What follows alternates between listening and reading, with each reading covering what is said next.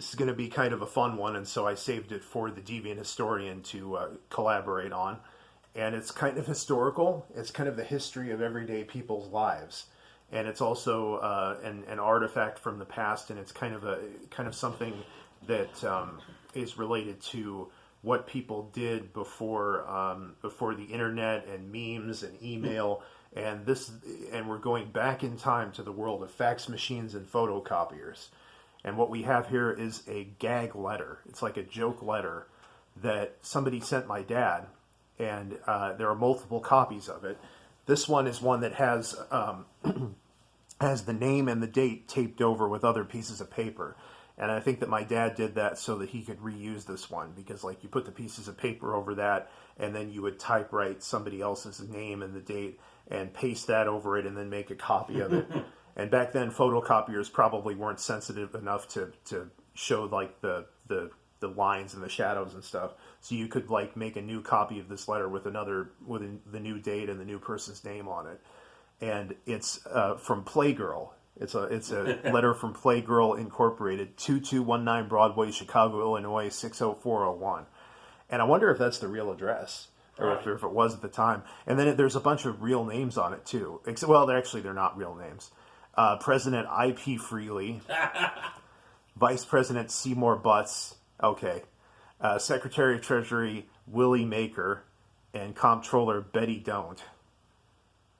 Like those last two I don't get so much, but let's see, Betty Don't. Betty Don't? Yeah, Betty Don't. And will he make her? Will he make her? Okay. And then the letter goes as follows. We wish to thank you for your letter and Polaroid picture which we recently received. We regret, however, that we will not be able to use you as Playgirl's Man of the Month, centerfold. When rated by our panel of average American women, AAW, on a scale of 1 to 10, your body was rated -2. Oh. The AAW is comprised of widowed females aged 60 to 75 who have not been involved with sex for 5 or more years. That is kind of funny. Like, I always thought, it's kind of amazing that Playgirl ever existed. Yeah. Because it's just, you wouldn't think that. But anyway, to further justify our ratings, we submitted your photograph to another panel of women in the age bracket of 25 to 35, but we could not get them to stop laughing long enough to rate you. Please be assured that should the taste of American women change so drastically that bodies of your type are in demand for our centerfold, you will be notified. Meanwhile, don't call us, we'll call you. Sincerely, Playgirl Incorporated. And you can see there's no real signature, there's no like real person's name, so that's kind of the one giveaway that it's not a real letter. But, and it says, P.S., we regret that we must tell you that the staple used to hold the centerfold would completely cover what you call your item of interest. Even if we were to use the very smallest staple. So it's a pretty blistering letter, but it's all in good fun. Yeah. And if I had to guess where this came from, this was found in my dad's stuff, and I asked my mom about it. She said she doesn't remember it. But if I had to guess, I think it probably... She worked... This is from 1978. And she worked at an insurance office at that time. And I'm guessing that it's just the type of environment where this kind of stuff would be passed around. And of course, these days it would probably be considered sexual harassment. Yeah. But maybe like she was involved in the joke or something, and she brought this home to my dad or something. But I find this interesting because this is the type. These were like the original like viral, memes and jokes. This when the fax machine and the photocopier started becoming prevalent in the 60s and 70s. Productivity went down considerably because of stuff like this. I mean, people talk about, bosses nowadays talk about Facebook and how much productivity it destroys. But really, that kind of all started with copying machines and faxing machines. And even before then, people found ways to like pass jokes to each other in drawings and stuff like that. Well, fax machines have been used for decades. I think somewhere around the turn of the century, like the early 1900s, they had fax machines of some variation. I actually looked it up on Wikipedia, and the very first thing that you could call a fax machine was actually patented, I think, in the 1840s. Yeah. It was like it was a very simplified one, but it was basically a telegraph that could be used to draw like a simple picture. So yeah, like fax machines have been around for a long time, but they really didn't fall into common commercial use until like the 1960s and 70s. Yeah. And this would have been 78, so this would have been kind of at the height of that stuff. Like the 70s and 80s would have been like really when this stuff was really, like you would get like different branches of different companies would, like, people would have each other's fax numbers, and they would like fax these kind of jokes to each other and pictures and things like that. And those were the memes. Those were the memes of the day. Like, because it wasn't just letters like this. It was pictures and cartoons and things like that. Like Dilbert really like became popular because people were passing the copies of those comics to each other between cubicles and stuff like that. Huh. And another thing, this was back when paper was king. This was back when like office buildings were like 50% paper. That was 50% of the structure was made of paper. I mean, like everything was paper. Memos, TPS reports. You would stick a memo in like one of those vacuum tubes, like one of those pneumatic tubes, and that was how memos got sent between floors. I memean, like this was well before any kind of email. This was back when people had like kind of like I actually at home, I used to have, I don't think I have it anymore. It's like a radio. It's like a walkie-talkie, except it's meant to sit on your desk, and you press the button, and it's like, and you page someone, like say your receptionist or your secretary or something. Like an intercom system. It's like an intercom system, but it's radio based. Yeah. Yeah, and I used to have one of those, and it was really cool. I don't have it anymore, but that kind of stuff, this is part of that world, and that's why I found it so interesting, and I thought it deserved a video. But anyway, I can show you the other copies of it. See, these are the better quality copies. I think that these are kind of the quote originals.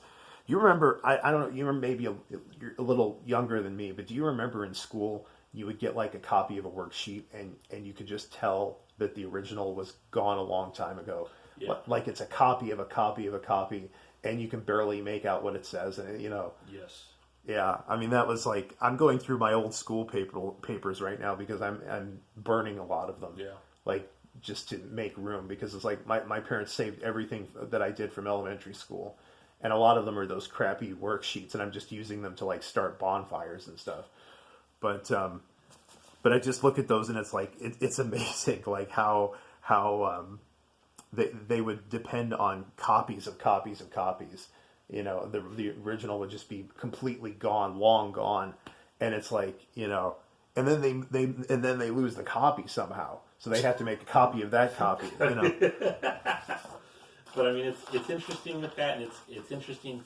There's this couple that I know. I'm in a landlords group, and their application, we're in the same landlords group. They could just go on the website and download a professional-looking application for a tenant, Yeah. But they've used the same one, I think, since they got into real estate in the 60s or 70s. And they typewriter stuff in, and it doesn't even fit right. And it just screams, it's a copy of a copy of a copy. It's really hard to read. This is a little old widow scammer for all she got. Because it looks really ridiculous now, Yeah. Like 50 years later, and you're still using it. It's like, whatever. Yeah, it does. Yeah, actually, when I look at this closer, I think this one actually is the original, and then these are the copies, because the copies are the paper is obviously newer, and there are no. You can kind of see the line there where the piece of paper covering the date was. So I think these were the copies that he made of this original. So he must have wanted to. And that's very fitting with my dad's personality, that he would do that, so that he would have his own templates, be able to send these to other people. But there's a little bit of a bonus to this video, and it's this is another thing that was probably faxed to somebody or made a copy of and put on somebody's desk, and it's a Teamsters joke. And that's another reason why I wanted to have the Deviant historian in on this video, because he's very he's a union enthusiast, and so he would, or at least he has been. Yeah, I still like unions. I've been a member of different ones. So. Right, and so this is a very kind of is a funny joke here. 4 union workers were discussing how smart their dogs were.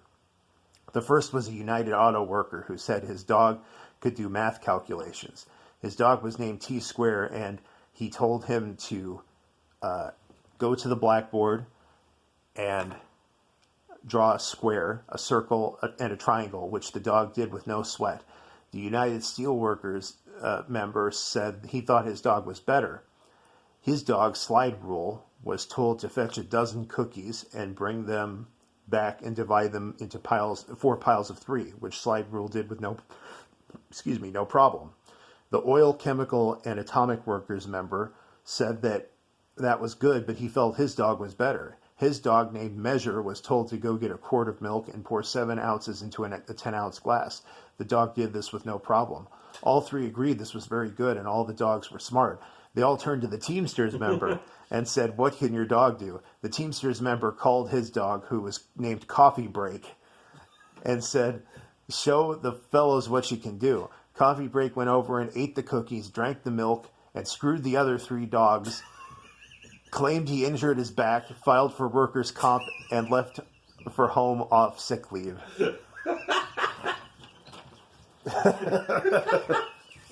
That's a good. Is that it, or is there more to that letter? That's it. Oh, okay. That was a good one. I don't know. I've met a lot of Teamsters. I like them a lot. That may be a union, depending on the type of work I get into at some point, that I would definitely consider joining. They're considered Iowa's toughest union, and my dad was actually a Teamster for a few summers when he was growing up at different jobs. So it was good. I mean, those Teamsters, the police in the town I'm in are all unioned up in the Teamsters Union. A lot of the trash workers in some of the bigger cities in Iowa are Teamsters, and so are the bus drivers. They're Teamsters. Now, if you think about it, the guy hurt his back. That happens. I mean, you could have now they have the automated arms. They took away Teamsters jobs because they got one guy driving a dump truck and he's dumping it in there. But those guys, they could hurt their back, and there's a lot of different things with. Well, here's another funny thing. That joke is decades old, and it's probably still being told in different variations. Yeah. That's the thing. Oftentimes you go back and you see old copies of jokes, and they're the kind of jokes that would appear in the tidbits, which in our area is a. I think that actually it's kind of nationwide, isn't it? Yeah, they've franchised them. Yeah, they franchised them. It's them. A penny saver, isn't it? Basically, it's a bunch of ads. Yeah, it's like a little paper that's mostly kind of trivia and jokes.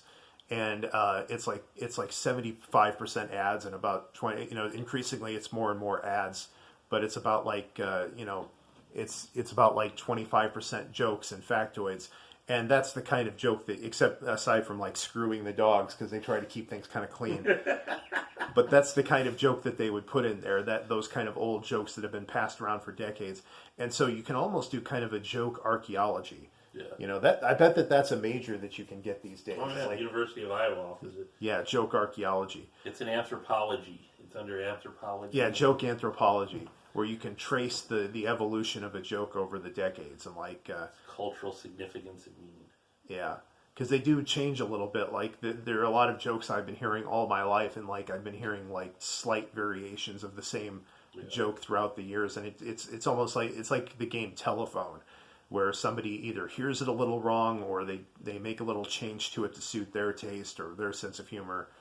And so, so this is cool stuff. I mean, this is late 1970s era culture and kind of the original viral stuff that would go viral, because this stuff could go from one end of the country to the other on fax machines and Zerox.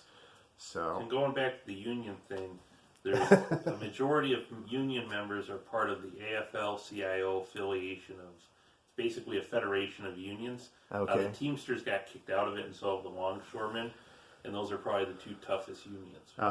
Well, I think that's more of a Teamsters joke than an actual union joke. Yeah. And the Teamsters do have a reputation, and I think they've kind of earned that reputation, and I think they even tend to sort of pride themselves on that reputation. So I bet probably a Teamster would read that joke and actually find it pretty funny. But so like, I'm really glad that I was able to make this video with this stuff. And anything else on your end? No, I think you covered it well, and hope this is going to be a viral video, and I think it's a pretty good one, dude. Cool.